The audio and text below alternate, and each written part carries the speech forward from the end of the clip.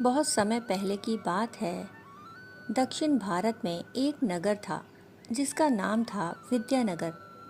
वहाँ दो ब्राह्मण रहते थे। एक अत्यंत धनी, प्रतिष्ठित और वृद्ध ब्राह्मण था, जबकि दूसरा एक गरीब लेकिन ईमानदार और संस्कारी युवक था।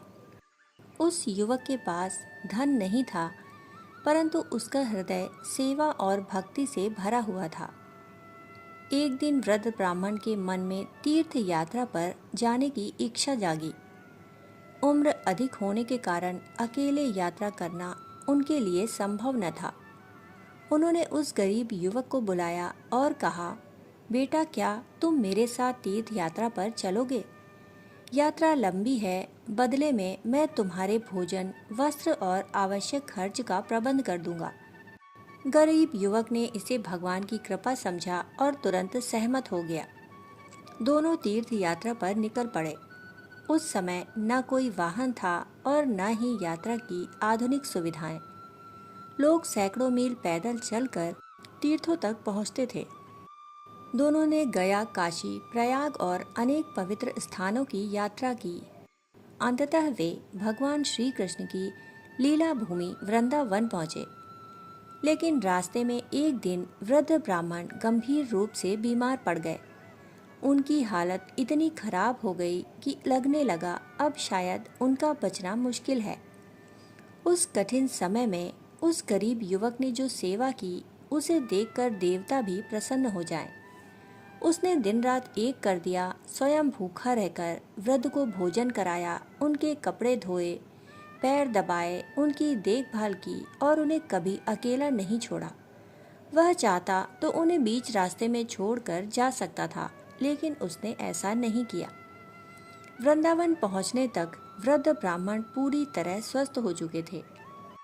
एक रात दोनों श्री गोपाल जी के मंदिर के सामने बैठे थे। वृद्ध ब्राह्मण की आंखें कृतज्ञता के आंसुओं से भर गईं। उन्होंने युवक का हाथ पकड़कर कहा, बेटा, तुमने मेरी जो सेवा की है उसका ऋण मैं कभी नहीं चुका सकता। मेरे पास तुम्हें देने के लिए कोई ऐसी वस्तु नहीं जो तुम्हारी सेवा के बराबर हो। इसलिए मैं अपनी इकलौती पुत्री का विवाह तुम्हारे साथ करना चाहता हूँ। यह सुनकर युवक चौंक गया। उसने कहा, महाराज, आप क्या कर रहे हैं? आप इतने बड़े कुल के हैं और मैं एक गरीब व्यक्ति। आपके परिवार वाले कभी यह स्वीकार नहीं करेंगे। लेकिन वृद्ध ब्राह्मण अपनी बात पर अडिग रहे।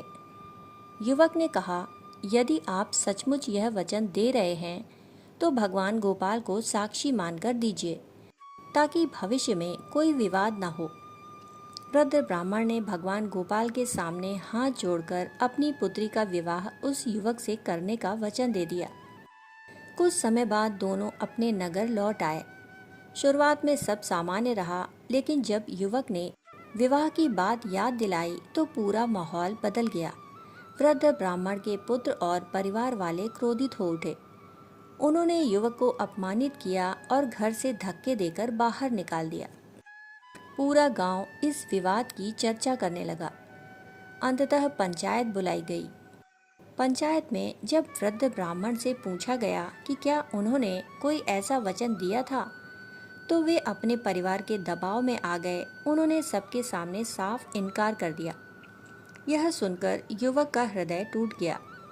उसे विवाह न मिलने का दुख नहीं था, उसे दुख इस बात का था कि भगवान के सामने दिया गया वचन झुठलाया जा रहा था। पंचायत ने कहा, यदि तुम्हारे पास कोई गवाह है तो प्रस्तुत करो। युवक कुछ देर मौन रहा, फिर उसकी आंखों में विश्वास की चमक उभरी। उसने कहा, मेरा गवाह कोई मनुष्य नहीं, मेरे गवाह स्वयं वृंदावन के गोपाल हैं। यह सुनकर पूरी सभा ठहाका मारकर हंसने लगी। वृद्ध ब्राह्मण का पुत्र बोला, ठीक है, यदि तुम्हारा भगवान आकर गवाही दे दे तो हम विवाह करा देंगे। युवक तुरंत वृंदावन के लिए निकल पड़ा। दिन रात चलते हुए वह गोपाल जी के मंदिर पहुंचा और भगवान के चरणों में गिरकर रोने लगा।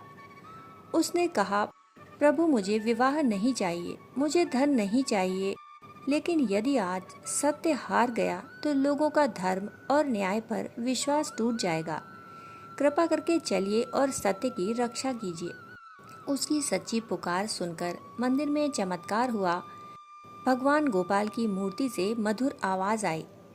भगवान बोले, अरे भोले भक्त, कहीं पत्थर की मूर्ति भी चलती है? युवक ने तुरंत उत्तर दिया, प्रभु, जब पत्थर की मूर्ति बोल सकती है तो चल भी सकती है। आपके लिए क्या असंभव है? भगवान मुस्कुराए। भक्त की अटूट श्रद्धा ने उन्हें बांध लिया था। उन्होंने कहा, ठीक है, मैं तुम्हारे साथ चलूंगा, पर मेरी 3 शर्तें हैं। युवक ने हाथ जोड़ लिए। भगवान बोले, पहली शर्त यह है कि मैं तुम्हारे पीछे पीछे चलूंगा। दूसरी यह कि रास्ते में मुझे माखन, मिश्री और भोग मिलता रहना चाहिए। और तीसरी तथा सबसे महत्वपूर्ण शर्त यह है कि तुम कभी पीछे मुड़कर नहीं देखोगे। जिस क्षण तुम पीछे देखोगे, मैं उसी स्थान पर स्थिर हो जाऊंगा। युवक ने तुरंत सहमति दे दी। अगले दिन यात्रा शुरू हुई। आगे आगे व्यक्ति चल रहा था और पीछे पीछे स्वयं भगवान गोपाल। भगवान के पैरों में बंधे नुपुरों की मधुर झनकार लगातार सुनाई देती रहती थी। वही झनकार भक्त के विश्वास का आधार बन गई। दिन बीतते गए, जंगल, नदियां, पहाड़ और गांव पार होते गए। हर क्षण नुपुर की मधुर ध्वनि सुनाई देती रही। आखिरकार वे विद्यानगर की सीमा के निकट पहुंच गए। लेकिन तभी एक रेतीला क्षेत्र आया। भगवान के चरण नरम रेत पर पड़े और नुपुरों की आवाज अचानक बंद हो गई। चारों ओर सन्नाटा छा गया। भक्त का हृदय घबराने लगा। उसके मन में शंका उठी कि कहीं भगवान वापस तो नहीं लौट गए। कुछ क्षण तक उसने स्वयं को रोका, पर अंततः बेचैनी उस पर भारी पड़ गई। वह अपनी प्रतिज्ञा भूल गया और अचानक पीछे मुड़कर देख लिया। जैसे ही उसने पीछे देखा, भगवान वहीं खड़े मुस्कुरा रहे थे। भगवान ने कहा, तुमने मेरी शर्त तोड़ दी, अब मैं यहीं स्थिर हो जाऊंगा। युवक फूट फूट कर रोने लगा। उसने क्षमा मांगी। तब भगवान ने प्रेम से कहा, चिंता मत करो, तुम मुझे गांव तक तो ले ही आए हो। अब जाकर पूरे गांव को यहाँ बुला लाओ। युवक दौड़ता हुआ गांव पहुंचा और सभी लोगों को वहां ले आया। जब गांव वालों ने देखा कि वृंदावन के श्री गोपाल स्वयं उनकी सीमा पर खड़े हैं, तो सबके होश उड़ गए। वृद्ध ब्राह्मण का पुत्र भय से कांपने लगा। पूरे गांव के सामने भगवान ने घोषणा की, यह युवक सत्य कह रहा है। इस वृद्ध ब्राह्मण ने मेरे सामने अपनी पुत्री का विवाह इससे करने का वचन दिया था। भगवान की गवाही सुनते ही पूरा गांव स्तब्ध रह गया। वृद्ध ब्राह्मण ने अपनी भूल स्वीकार की और अपनी पुत्री का विवाह उस युवक के साथ बड़े धूमधाम से संपन्न कराया। बाद में उसी स्थान पर एक भव्य मंदिर का निर्माण किया गया। आज यही मंदिर साक्षी गोपाल मंदिर के नाम से प्रसिद्ध है। साक्षी अर्थात गवाह और गोपाल अर्थात स्वयं भगवान श्री कृष्ण। यह कहानी बताती है कि यदि मन में अटूट विश्वास और प्रेम हो तो ईश्वर को भी आने के लिए विवश होना पड़ता है।